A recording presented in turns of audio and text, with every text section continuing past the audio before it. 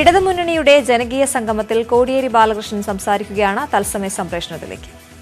സാധനങ്ങൾ ഒരാൾക്ക് കൊടുക്കണമെങ്കിൽ ബിരിയാണി ചെമ്പിൽ കടത്തേണ്ട കാര്യമുണ്ടോ? കവടിയാർ എന്ന് പറയുന്ന സ്ഥലത്ത് നിന്ന് ക്ലിഫ് ഹൗസിലേക്ക് ഒരു സാധനം എത്തിക്കാൻ ഇങ്ങനെ ബിരിയാണി ചെമ്പിൽ എത്തിക്കേണ്ട കാര്യമുണ്ടോ?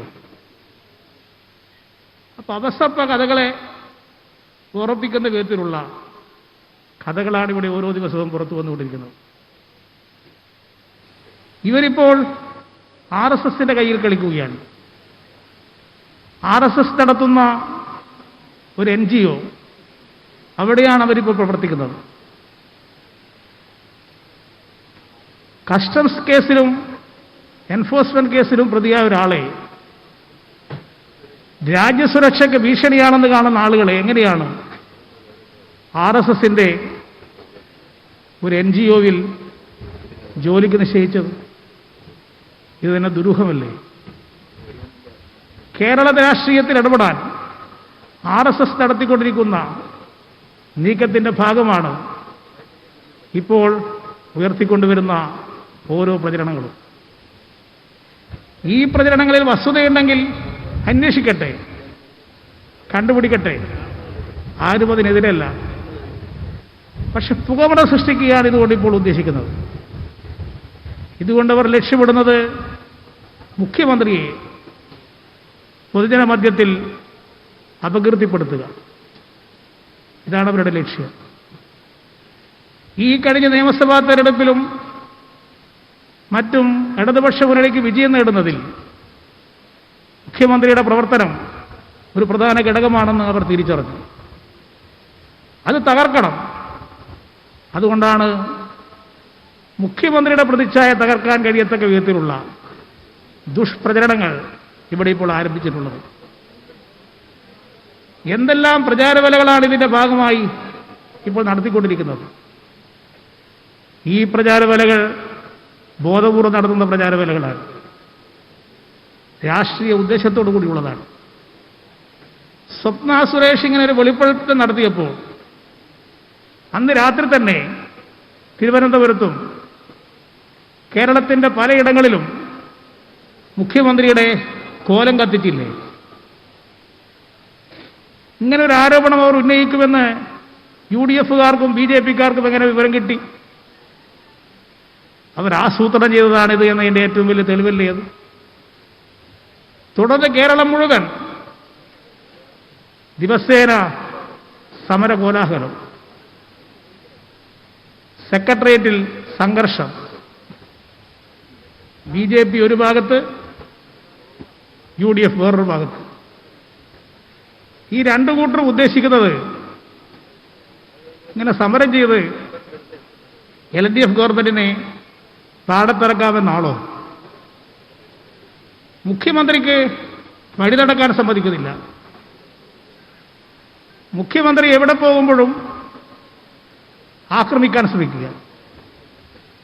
കരിങ്കൊടി കാണിക്കൽ മാത്രമല്ല, മുഖ്യമന്ത്രി യാത്ര ചെയ്യുന്ന വാഹനത്തിന്റെ മുമ്പിൽ ചാടുക. അപ്പോൾ എങ്ങനെയെങ്കിലും വാഹനം തട്ടിയാൽ അതിൻ്റെ പേരിൽ കോലാഹലം സൃഷ്ടിക്കാം. അതിനല്ലേ മുഖ്യമന്ത്രിയുടെ വാഹനവ്യൂഹത്തിന്റെ മുമ്പിലേക്ക് ആളുകൾ ചാടി വീഴുന്നത്? ഇത് പ്രകോപനം സൃഷ്ടിക്കാനല്ലേ? മുഖ്യമന്ത്രി എവിടെ പോകുമ്പോഴും പ്രകടനം, കരിങ്കൊടി. ഒരു UDF നേതാവ് പറഞ്ഞു, മുഖ്യമന്ത്രിയെ നേരിടേണ്ടത് കരിങ്കൊടി കൊണ്ടല്ല, കരിങ്കല്ല് കൊണ്ടാണ്. അവരുടെ മനസ്സിലെ ഒരാഗ്രഹമാണ്. നിങ്ങളൊരു കാര്യം മനസ്സിലാക്കണം, നിങ്ങൾ മുഖ്യമന്ത്രിക്ക് നേരെ എറിയുന്ന ഓരോ കരിങ്കല്ലും അത് ഏറ്റുവാങ്ങി നിങ്ങൾക്ക് നേരെ തിരിച്ചറിയാൻ പറ്റുന്നൊരു ജനത ഈ കേരളത്തിലുണ്ട് എന്ന് നിങ്ങൾ മനസ്സിലാക്കണം. കല്ലെറിഞ്ഞ് ഇടതുപക്ഷ മുന്നണി ഗവൺമെന്റിനെ തോൽപ്പിക്കാം എന്ന് നിങ്ങൾ വിചാരിക്കരുത്. ഇത് പല പരീക്ഷണങ്ങളും കൊണ്ട് വളർന്നു വന്ന പ്രസ്ഥാനമാണ് ഇടതുപക്ഷ പ്രസ്ഥാനം. അതുകൊണ്ട് ഇത്തരത്തിലുള്ള ഗോഗാവളികൾക്ക് മുമ്പിൽ ഈ കേരളം കീഴടങ്ങാൻ പോകുന്നില്ല. ഇതിനെ ശക്തമായി ബഹുജനങ്ങളെ അണിനിരത്തി നേരിടുക തന്നെ ചെയ്യും.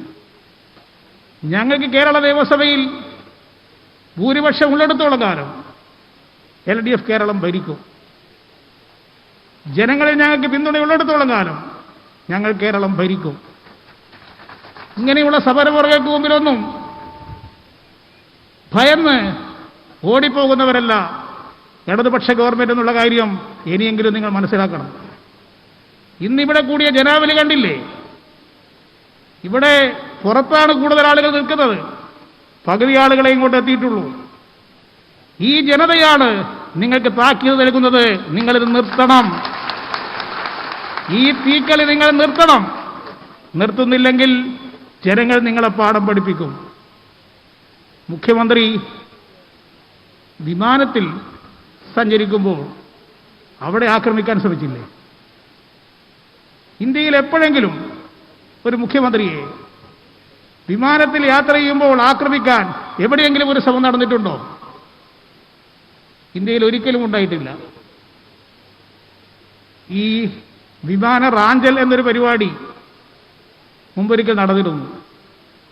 അത് ഇന്ദിരാഗാന്ധിയെ അറസ്റ്റ് ചെയ്തപ്പോൾ സഞ്ജയ് ഗാന്ധിയും കൂട്ടരും ഒരു വിമാനം തട്ടിക്കൊണ്ടുപോയ സംഭവം അന്നുണ്ടായിരുന്നു. അത് കോൺഗ്രസിന്റെ സംസ്കാരമാണ്.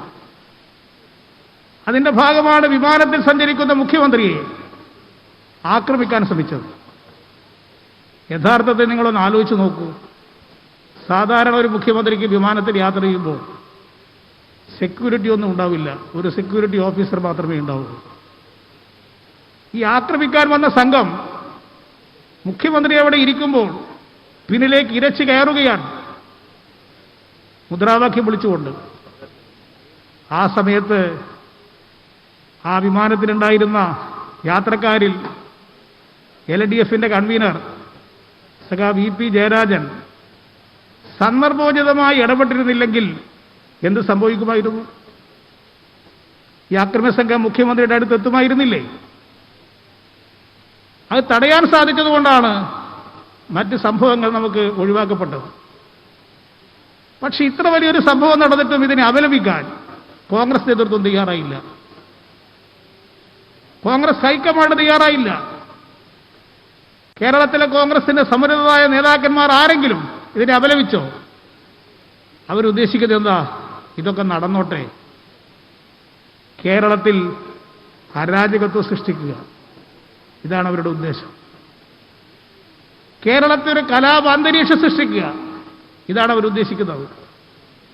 ഇതിന്റെ ഭാഗമായിട്ടാണ് ദിവസേന കുപ്രചരണങ്ങൾ നടത്തുകയും അക്രമ സംഭവങ്ങൾ നടത്തുകയും ചെയ്തുകൊണ്ട് അവർ മുന്നേറിക്കൊണ്ടിരിക്കുന്നത്. ഇതിന് ജനങ്ങൾ തടയുക തന്നെ വേണം. ജനങ്ങൾക്ക് മാത്രമേ അത് സാധിക്കുകയുള്ളൂ. അവരുടെ ആവശ്യം എന്താ? മുഖ്യമന്ത്രി രാജിവെക്കണം, ഇതാണ് അവരുടെ ആവശ്യം. എന്തിനാണ് മുഖ്യമന്ത്രി രാജിവെക്കേണ്ടത്? 600 രൂപ ഉണ്ടായിരുന്ന പെൻഷൻ 1600 രൂപയാക്കി വർദ്ധിപ്പിച്ച് 80 ലക്ഷം പേർക്ക് ആ പെൻഷൻ കൊടുക്കുന്നതുകൊണ്ടാണോ മുഖ്യമന്ത്രി രാജിവെക്കേണ്ടത്? പരമദരിദ്രരായ ആളുകളെ കണ്ടെത്തി ദാരിദ്ര്യത്തിൽ അവരെ മോചിപ്പിക്കാൻ ഉള്ള പദ്ധതികൾ ആവിഷ്കരിച്ച് മുന്നോട്ട് പോകുന്ന ഒരു ഗവൺമെന്റ് ആയതുകൊണ്ടാണോ മുഖ്യമന്ത്രി രാജിവെക്കേണ്ടത്? 20 ലക്ഷം അഭ്യസ്തവിധരായ സ്ത്രീകൾക്ക് തൊഴിൽ കൊടുക്കാൻ ഉള്ള പദ്ധതികൾ ഗവൺമെന്റ് നടപ്പാക്കുന്നു.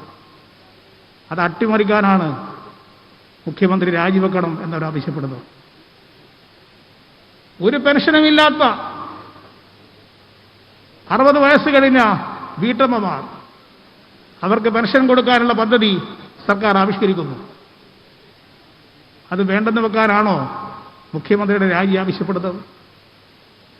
ഈ കേരളത്തിലെ അടിസ്ഥാന സൗകര്യ വികസനത്തിൽ എന്തെല്ലാം മാറ്റങ്ങൾ ഇവിടെ LDF ഉണ്ടാക്കി. നടക്കാൻ സാധിക്കില്ലെന്ന് പറഞ്ഞ കാര്യങ്ങൾ ഇവിടെ നടപ്പാക്കിയില്ലേ? തലപ്പാടിയിൽ നിന്ന് കാസർഗോഡ് നിന്ന് 6 വരിപ്പാത തിരുവനന്തപുരത്തേക്ക് വരെ വരികയാണ്. 2 കൊല്ലം കൊണ്ട് അത് പൂർത്തീകരിക്കും.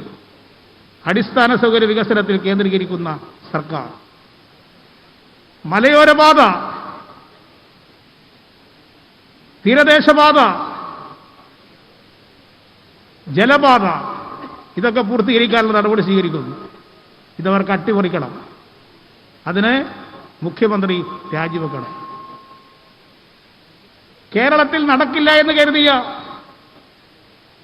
പൈപ്പ് ലൈൻ ഗ്യാസ് പൈപ്പ് വഴി വിതരണം ചെയ്യുന്ന പദ്ധതി UDF നടപ്പാക്കാൻ കഴിയാത്ത കാര്യം LDF നടപ്പാക്കി.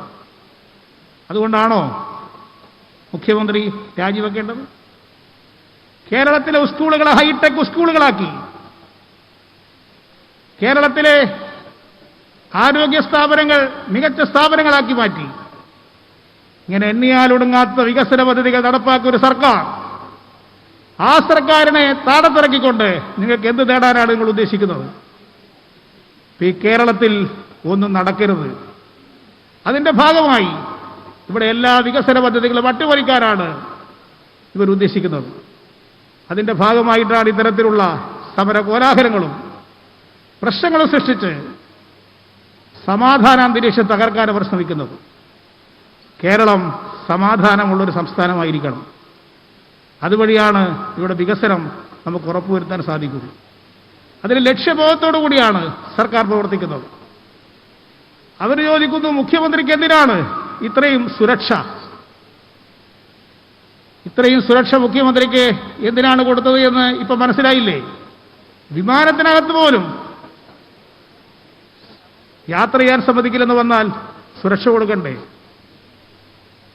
ഒരു കാര്യം വേണമെങ്കിൽ ഞങ്ങൾ പറയാം, ഈ പോലീസിന്റെ സുരക്ഷയൊക്കെ ഈ സമരകോലാഹലം കഴിയുന്നത് വരെ വേണ്ടെന്ന് വെച്ച് സുരക്ഷ ഞങ്ങൾ ഏറ്റെടുക്കാം. അങ്ങനെ ഏറ്റെടുത്താൽ മുഖ്യമന്ത്രിയുടെ അടുത്തേക്ക് ഈ ഒറ്റ ഒരുത്തരം അങ്ങോട്ട് അടക്കാൻ പോകുന്നില്ല എന്ന കാര്യത്തിൽ വല്ല സംശയമുണ്ടോ? അതുകൊണ്ട് ഇത് ജനങ്ങൾ അംഗീകരിച്ചൊരു സർക്കാരാണ്, ജനപിന്തുണയുള്ള സർക്കാരാണ്. 10 പോലീസുകാരുടെ പിൻബലത്തിൽ പ്രവർത്തിക്കുന്നൊരു സർക്കാരല്ല കേരളത്തിലെ പിണറായി വിജയന്റെ സർക്കാർ. അതുകൊണ്ട് ഈ സർക്കാരിന് ജനപിന്തുണയുണ്ട്, ജനപിന്തുണ വർദ്ധിക്കും. ഞാൻ ഈ വരുന്ന വഴിക്ക് ശ്രദ്ധിക്കുകയായിരുന്നു, ഇവിടേക്ക് വന്നുകൊണ്ടിരിക്കുന്ന ജനങ്ങളുടെ ഒഴുക്ക്. എത്ര പ്രായമായ അമ്മമാരാണ് ഇവിടത്തേക്ക് വന്നത്. വളരെ പ്രായം ചെന്ന ആളുകൾ, കുട്ടികൾ, ഭാവിയെക്കുറിച്ച് പ്രതീക്ഷയുള്ളവർ, അവരാണ് ഈ ഗവൺമെന്റിന്റെ ശക്തി. ആ ശക്തിയെ ഉയർത്തിക്കൊണ്ടാണ് നിങ്ങളുടെ എല്ലാ വെല്ലുവിളികളെയും ഞങ്ങൾ നേരിടാൻ പോകുന്നത്. അതുകൊണ്ട് നിങ്ങളുടെ ഈ സമരാഭാസത്തിന് മുമ്പിൽ LDF കീഴടങ്ങാൻ പോകുന്നില്ല, പിണറായി വിജയൻ സർക്കാർ കീഴടങ്ങാൻ പോകുന്നില്ല. ആ സന്ദേശം നൽകാനാണ് ഞങ്ങൾ ഈ പരിപാടി സംഘടിപ്പിച്ചിട്ടുള്ളത്. എല്ലാവരുടെയും സംഗമത്തിൽ കോടിയേരി ബാലകൃഷ്ണൻ സംസാരിക്കുകയായിരുന്നു. വികസന പദ്ധതികൾ അട്ടിമറിക്കുകയാണ് ലക്ഷ്യം, മുഖ്യമന്ത്രിയെ കല്ലെറിയാമെന്നത് വ്യാമോഹമാണ്, കലാപവും അരാജകത്വവും ഉണ്ടാക്കാനാണ് ശ്രമമെന്നും കോടിയേരി ബാലകൃഷ്ണൻ പറഞ്ഞു.